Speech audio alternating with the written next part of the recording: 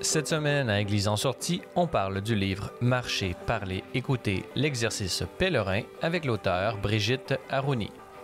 On vous présente la deuxième partie de notre portrait de l'artiste peintre Pierre Lucier et on discute des grandes tendances du pèlerinage au Québec avec le théologien Éric Laliberté.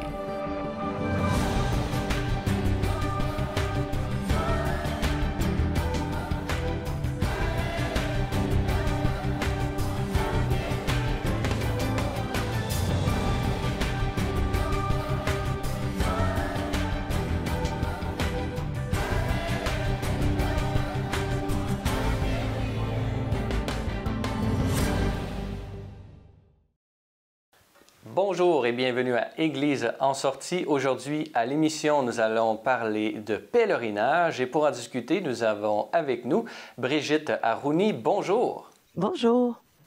Brigitte Arouni, vous êtes spécialisée en processus d'adaptation ainsi qu'en accompagnement spirituel, cofondatrice du Centre d'accompagnement pèlerin Bottes et Vélo et co-auteur de ce livre que j'aimerais discuter avec vous, qui porte sur le pèlerinage, publié aux éditions Novalis, Marcher, parler, écouter, l'exercice pèlerin.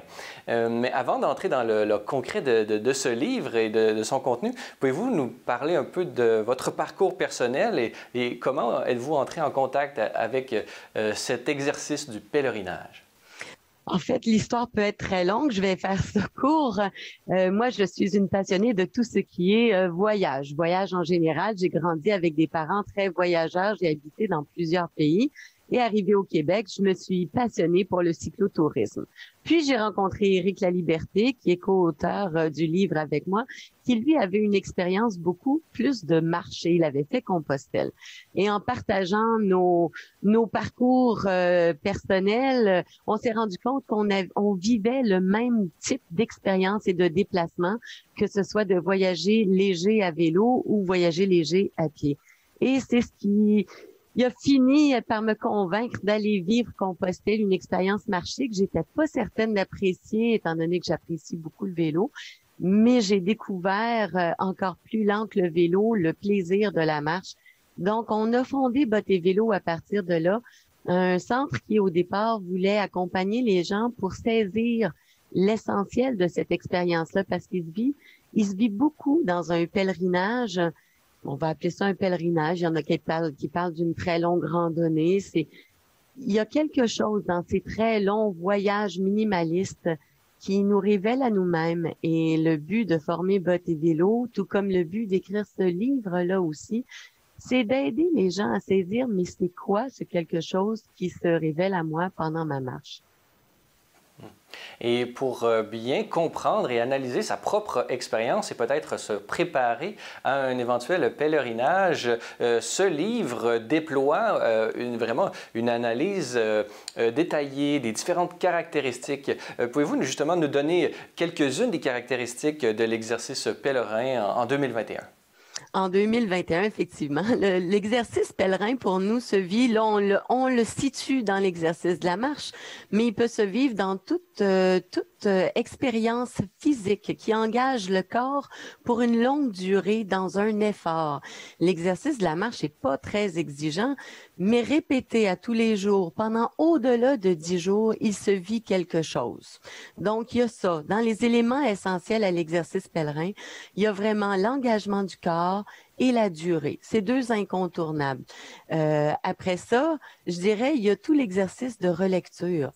Parce qu'il faut, quand on part et on vit quelque chose, le pèlerin qui est en démarche, qui est en réflexion, va prendre le temps à la fin, à son retour, de relire son expérience. L'exercice pèlerin va engendrer, je dirais, une expérience spirituelle qu'on peut vivre. On a des gens qui l'ont vécu en escaladant des montagnes, l'Everest, le Kilimandjaro. On a cette personne qui a fait la traversée de l'Atlantique à la rame, qui dit, elle aussi, avoir vécu une expérience spirituelle digne de l'exercice pèlerin, parce qu'encore, on parle d'engagement physique et on parle de durée. J'ai trouvé ça amusant de voir un chirurgien qui a vécu plusieurs heures de chirurgie et qui a parlé avec son équipe d'avoir traversé une expérience spirituelle. Encore une fois, on a l'engagement du corps dans une longue durée. C'est les éléments, j'ai le goût de dire, c'est les éléments cruciaux, mais au-delà de ça, après ça, il y a toute la relecture. Il y a prendre le temps de s'arrêter pour saisir qu'est-ce que j'ai vécu, parce que le pèlerin, avant d'être un marcheur, c'est un lecteur et il lit l'environnement qu'il traverse. Et c'est de cette lecture qu'il va tirer une compréhension, un apprentissage. Dans votre livre, vous présentez également les états pèlerins, c'est-à-dire, j'imagine, des différentes étapes par lesquelles une personne qui s'engage dans cette démarche peut passer. Pouvez-vous nous en donner quelques exemples de ces états pèlerins? On a, en réfléchissant, sorti 4 personnages. J'ai le goût de dire des personnages parce que c'est des figures qui nous permettent de mieux saisir les états qu'on traverse. Et quand on part marcher, on va traverser immanquablement ces personnages-là. Pas forcément de façon, je dirais, restrictive. Mais au début, on est tous un peu touristes. Hein, le touriste qui s'extasie. Mais après quelques jours de marche, 3 jours, 5 jours de marche, le touriste se transforme. Il est encore là, il va être là tout le long. Mais on devient un peu plus randonneur, parce que le randonneur, c'est l'expert. C'est celui qui cherche à rendre sa marche plus agréable en étant au fait sur les technicalités de cet exercice physique. Ensuite de ça, un coup que le corps est habitué, un coup qu'on est en marche et qu'on a pris un rythme, qu'on a dépassé les peurs, les inquiétudes, on devient plus pèlerin. Et le pèlerin, lui, c'est celui qui s'est adapté à son nouveau mode de vie. C'est celui qui a une aisance, celui qui a été transformé et qui file différemment. Il continue d'être randonneur, il continue d'être touriste, mais il y a une légèreté qui est différente et il y a une façon d'aborder sa nouvelle réalité qui est différente. Et au final, on a le pérégrin. Là, c'est probablement une figure qu'on aspire à atteindre, mais qu'on atteint difficilement. Le pérégrin, c'est celui qui est libre. Le fameux qui est pèlerin qui est allé faire Compostelle et qui revient et qui est capable de saisir son expérience pour l'appliquer dans sa vie quotidienne et la vivre de façon avec une liberté au-delà des normes et des règles qui encadrent le cadre quotidien dans lequel on vit. C'est les 4 figures qu'on a retenues, qu'on semble retrouver. Et forcément, j'imagine que la personne qui revient d'un pèlerinage s'en trouve complètement transformée et vraiment la relecture, comme vous l'avez dit, nous permet de nous reconnaître à travers ces différentes étapes. Ça doit être un exercice assez intéressant à faire. On le sait, en 2021, on est dans des sociétés sécularisées, mais quand même, on retrouve les grandes traditions du pèlerinage chrétien sont récupérées et assumées par une nouvelle gamme de pèlerins aujourd'hui. Selon vous, Brigitte Arouni, vous qui avez étudié le phénomène, quelle place joue la spiritualité dans l'exercice du pèlerinage aujourd'hui? Je crois que la spiritualité tient une grande place. La nuance que je ferais, c'est que les gens ne veulent pas forcément le nommer, ne veulent pas forcément le dire. Donc, on va parler de ressourcement, on va parler de marche en bienveillance envers soi-même, et on emploie tout plein de termes pour dire la même chose. Ultimement, la spiritualité a sa place parce que le pèlerin qui part marcher pendant environ 1 mois, avec simplement un sac à dos, est certainement parti en quête d'un autrement, d'un autre chose, pour se donner tout ce trouble-là. La plupart des gens qui vont partir marcher partent avec une quête particulière. Il y a le besoin de réordonner ma vie, de questionner le sens de ma vie, de faire le point sur où j'en suis dans ma vie. Donc, à partir du moment où je pars en questionnant tout cet aspect de la vie en général et de ma vie personnellement, bien, il y a une place pour la spiritualité dans cet espace-là, peu importe comment on va le nommer. Et pour aller plus loin, justement, dans ce livre, vous proposez, bon, vous avez des exemples beaucoup.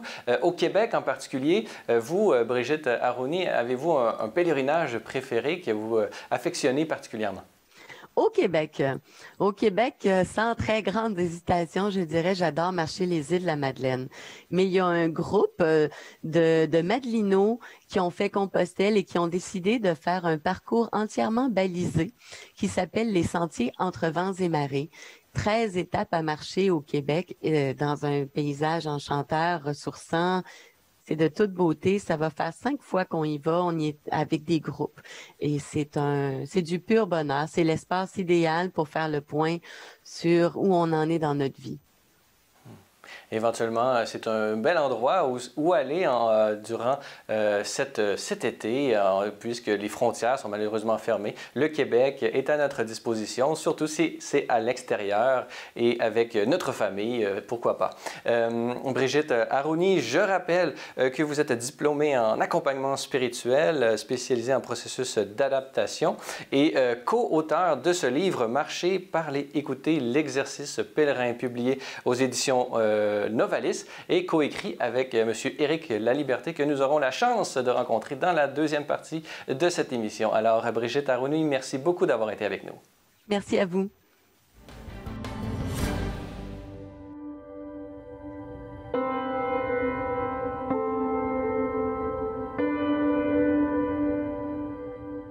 J'aimerais qu'on réalise davantage par rapport aux artistes sacrés que c'est vraiment Dieu qui a quelque chose à dire à son humanité à travers ces artistes.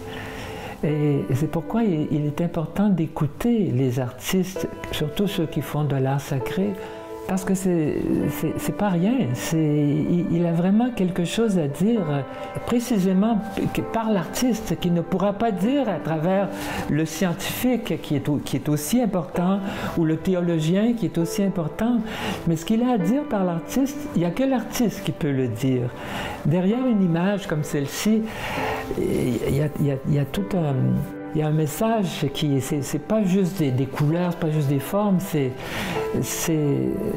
un regard sur notre monde.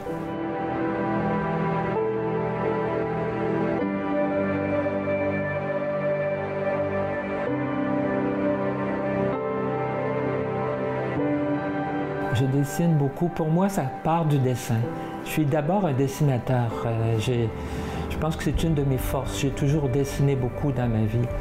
Alors quand des fois ça part d'une lecture, d'un quelque chose que je vois, tout de suite je transpose en image, où je vois une tête dans un autobus, quelque chose, bon, je vais faire un petit croquis, je note tout ce que je peux noter. J'ai des carnets pleins de dessins dans lesquels je puise parfois lorsque je suis en cours d'inspiration. Tout ça ne fait qu'un tout et je puise là-dedans comme un coffre au trésor.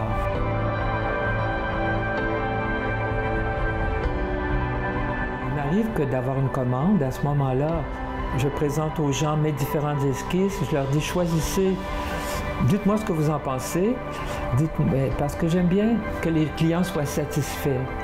Je ne voudrais pas arriver avec une œuvre qui dit « Ah, c'est pas ça qu'on voulait ».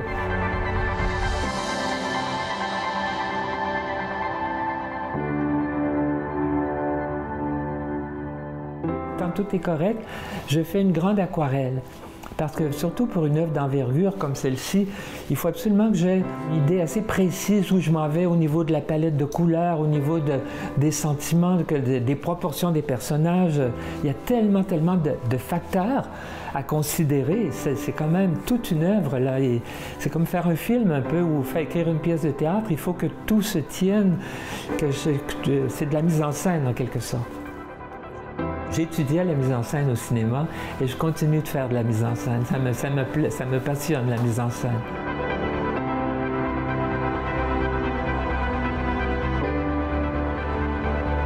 Pour moi, le plus important en peinture, c'est pas l'émotion, c'est pas la séduction, c'est le sentiment. C'est le sentiment, et ça, j'ai appris ça en Italie, des primitifs italiens. Tout doit être au service du sentiment. Le dessin, la composition. Je travaille beaucoup les valeurs à ce moment-là. Plus le dessin avance, plus je vais du plus pâle au plus foncé. Quand tout est en place, à ce moment-là, je colore, je me lance dans la couleur. Et là, c'est la musique. C'est la musique qui commence, c'est l'harmonie, c'est autre chose. Là, c'est toujours le sentiment, mais on est plus dans la danse, dans la grâce. Là, j'ai plus à me concentrer pour savoir qu'est-ce que je vais peindre, quelles vont être les relations des personnages. C'est déjà réglé tout ça. Là, j'habille en quelque sorte, j'ornemente.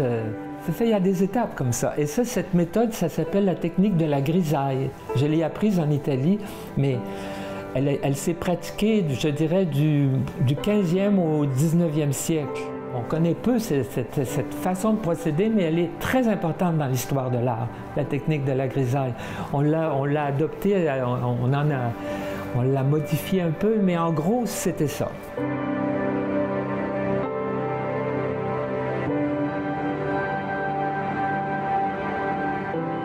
Que les Québécois vivent au niveau de la foi, on s'aperçoit que c'est pas si éloigné de ce qu'on vit en France ou aux États-Unis ou ailleurs. C'est tout cet éloignement de Dieu dans le sens où on ne perçoit plus Dieu comme étant le créateur, celui d'où vient notre inspirateur suprême, le grand artiste, celui qui est le créateur de la beauté. Je crois vraiment que l'Esprit Saint est à l'œuvre et que s'il n'y avait qu'un seul artiste sur la terre en ce moment qui soit à l'écoute, rien ne serait perdu. Et je suis tout à fait persuadé que la partie est gagnée d'avance. Je ne suis pas du tout inquiet pour l'avenir.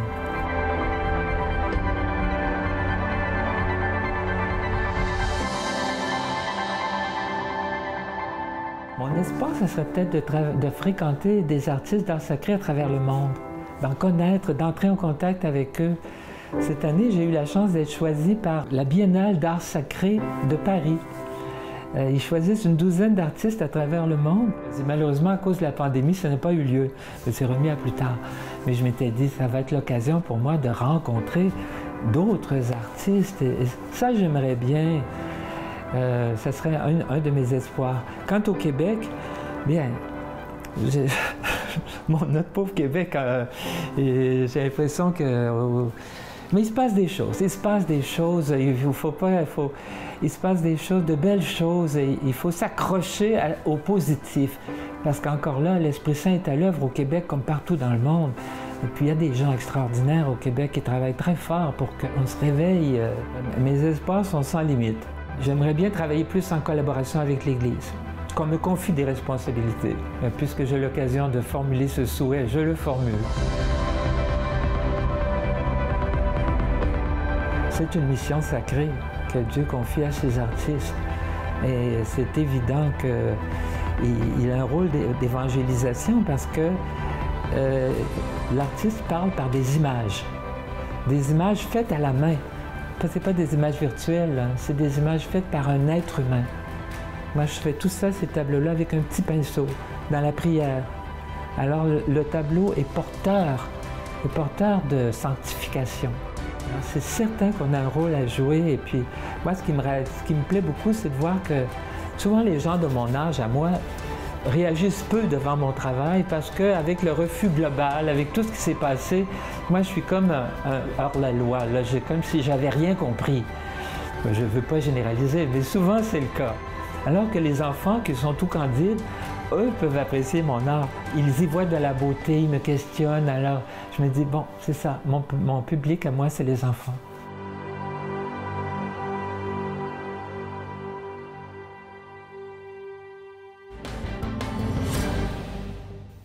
Dans cette troisième partie d'émission, nous allons poursuivre sur ce thème des pèlerinages. Et pour en discuter, nous avons avec nous par visioconférence M. Éric Laliberté. Bonjour. Bonjour.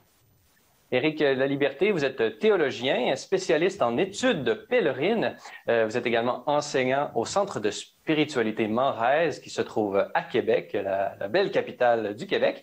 Et vous êtes auteur de plusieurs ouvrages, dont celui que j'aimerais discuter avec vous, publié aux presses de l'Université Laval, Pèlerinage, marche pèlerine et marche de longue durée au Québec. Alors, pouvez-vous d'abord nous présenter un peu votre intérêt personnel pour le pèlerinage, d'où ça vient, et pouvez-vous nous présenter aujourd'hui le pèlerinage, qu'est-ce que c'est en 2021? Ben, moi, l'intérêt pour le pèlerinage me remonte à il y a très longtemps. Je dirais même que j'ai plus commencé comme backpackers, hein, avec le sac au dos et tout ça. Dès l'âge de 17 ans, moi, je parcourais les routes de l'Europe en faisant du pouce.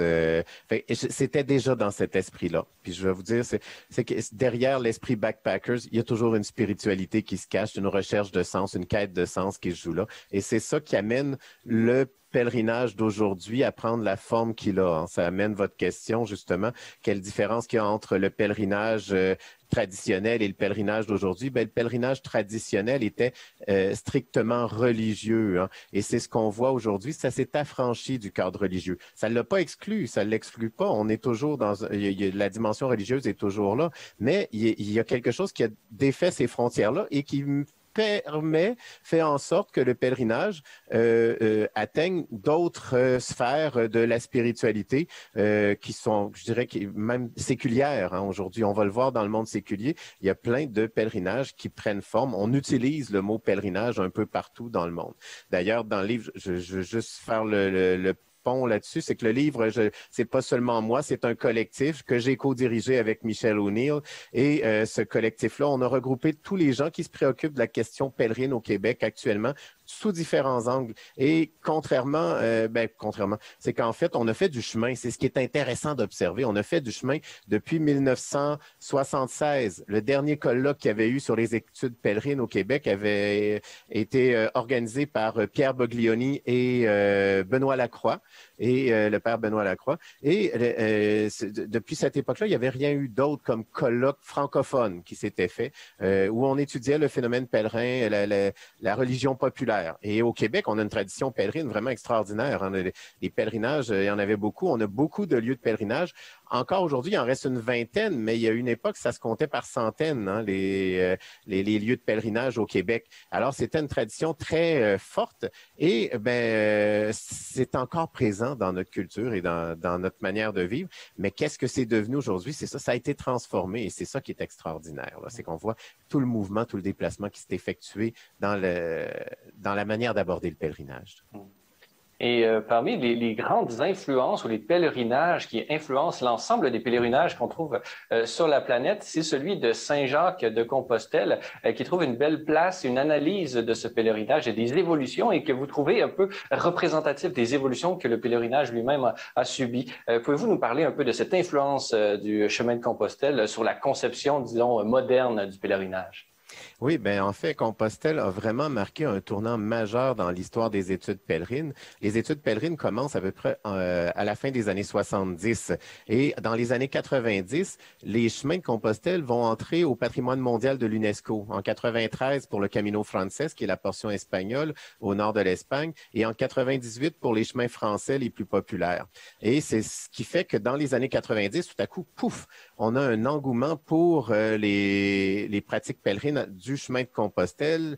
On en parle partout. Les gens se mettent à fréquenter le chemin et on passe d'à peu près de moins de 5 000 pèlerins par année au début des années 90 à 50 000 par année en l'an 2000. Aujourd'hui, on est rendu à plus de 350 000. Bon, c'est sûr, avant la pandémie, là, bien entendu. Là, ça a chuté de manière dramatique. Ça va reprendre quand tout ça va être rentré dans l'ordre. Mais les pratiques ont vraiment, ça a suscité un intérêt, un engouement vraiment très intéressant. Et là, on a vu quelque chose apparaître. C'est je dirais, cette sécularisation du pèlerinage qui apparaît à travers Compostelle, où on n'a pas seulement une pratique religieuse. Comme je disais, la pratique religieuse est toujours là.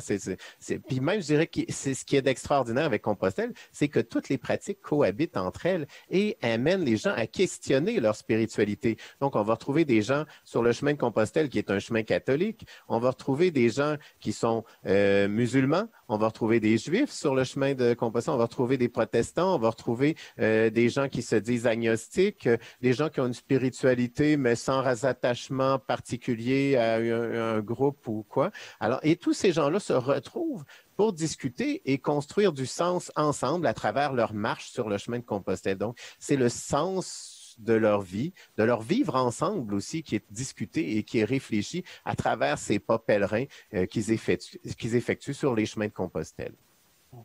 Et ces évolutions universelles, cette belle dynamique de dialogue et de rencontre qui se fait, peu importe d'où viennent les personnes qui s'y engagent, comment ont-elles influencé les pèlerinages au Québec? Vous avez manifesté un peu la réduction au niveau numérique, d'une centaine, on est rendu peut-être à 40. Vous pouvez peut-être nous distinguer un peu tout cela et nous démêler, mais également présentez-nous comment se vit aujourd'hui ces dynamiques pèlerines au Québec.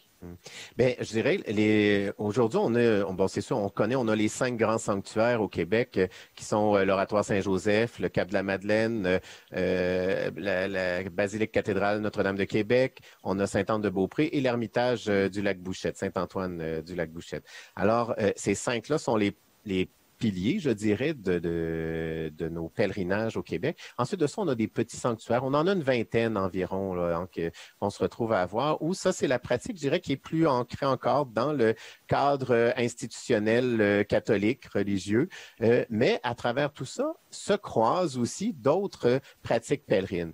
Et dans ces pratiques pèlerines-là, similaire à Compostelle, on a plusieurs chemins qui sont apparus au Québec et qui permettent de réaliser des pèlerinages selon le même modèle que Compostelle. Le plus vieux qui est vraiment dans le même esprit, qui se fait de manière autonome, c'est-à-dire sans qu'on soit accompagné ou qui nécessite aucune inscription à un groupe ou quoi que ce soit, c'est le chemin Notre-Dame de Capatacan qui est au lac Saint-Jean et qui se fait entre la statue de la Vierge sur le Saguenay et qui va jusqu'à l'Ermitage du Lac-Bouchette.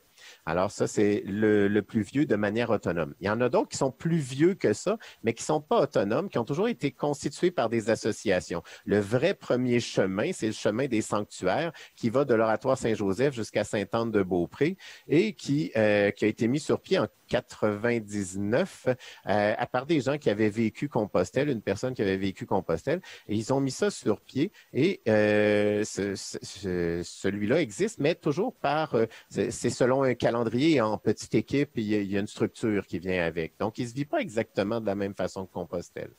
Et on a le chemin des navigateurs, le chemin des Outaouais. Bon, il y en a eu plusieurs comme ça aujourd'hui. On peut même avoir du côté du lac Mégantic qui va avoir le chemin de l'abbaye avec l'abbaye Saint-Benoît dans le bout de Magog. Fait qu'on a beaucoup de chemins qui sont apparus comme ça, qui permettent aux gens d'aller vivre l'expérience de la marche et de se laisser travailler par l'expérience pèlerine.